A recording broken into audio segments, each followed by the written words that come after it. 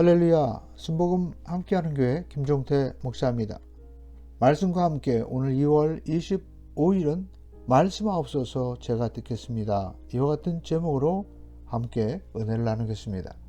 오늘 본문 말씀은 시편 25편 14절 말씀입니다. 제가 읽겠습니다. 여호와의 친밀하심이 그를 경외하는 자들에게 있으며 그의 언약을 그들에게 보이시리로다. 우리는 신앙생활을 하면서 종종 이런 질문을 합니다. 왜 나는 하나님의 음성을 잘 듣지 못할까? 오늘 본문은 하나님과의 친밀함이 있을 때 하나님의 뜻을 알 수 있다고 말씀합니다. 즉 하나님의 음성을 듣는 문제는 특별한 능력의 문제가 아니라 관계의 문제라는 것입니다. 하나님과 관계가 멀어지면 하나님의 음성도 희미하게 들립니다. 라디오 주파수를 맞추지 않으면 잡음만 들리는 것과 같이 말씀과 기도는 하나님과의 주파수를 맞추는 가장 기본적인 방법입니다.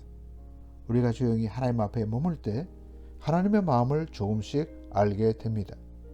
또한 우리 마음속에 있는 죄와 욕심은 하나님의 음성을 가로막습니다. 마음이 복잡하고 자기 생각으로 가득 차 있으면 하나님의 뜻을 분별하기 어렵습니다. 하나님은 겸손히 하나님을 찾는 사람에게 가까이 오십니다. 어린 사무엘이 성전에서 잠을 자다가 자신의 이름을 부르는 소리를 들었습니다. 처음에는 제사장 엘리가 부르는 줄 알았습니다. 그것은 하나님의 부르시는 음성이었습니다. 엘리는 사무엘에게 이렇게 말해 주었습니다. 말씀하옵소서 주의 종이 듣겠나이다. 사무엘은 이 고백 이후 하나님의 말씀을 듣는 사람이 되었습니다. 이 장면은 우리에게 중요한 사실을 보여줍니다. 하나님의 음성은 듣고자 하는 마음을 가진 사람에게 들린다는 것입니다. 우리도 마찬가지입니다. 하나님께 순종할 마음이 없으면 하나님의 뜻을 구하지 않게 됩니다.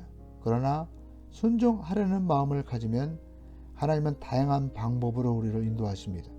말씀을 통해, 설교를 통해, 때로는 주변 사람들을 통해 하나님의 뜻을 깨닫게 해 주십니다. 또 하나 중요한 것은 자기의 생각을 내려놓는 것입니다. 내가 말하고 싶은 마음이 가득하면 다른 사람의 말을 듣기 어렵습니다. 하나님과의 관계도 마찬가지입니다. 잠시 멈추고 하나님 앞에서 조용히 있는 시간이 필요합니다.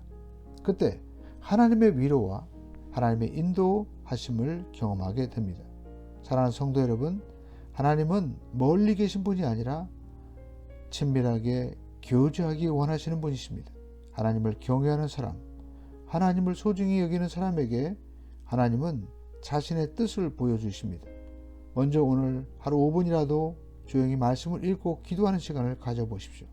그 다음 하나님께 말씀하옵소서 제가 듣겠나이다 라고 기도해 보세요. 마지막으로 마음에 떠오르는 말씀이나 깨달음을 작은 순종으로 실천해 보십시오. 하나님의 음성은 특별한 사람만 듣는 것이 아니라 하나님을 가까이 하는 사람에게 들려주십니다. 오늘은 사순절 7번째 날입니다. 마태복음 18장에서 20장까지의 말씀을 잘 묵상하면서 하나님과 친밀함 속에 살아가는 저와 여러분 되시기를 축원합니다.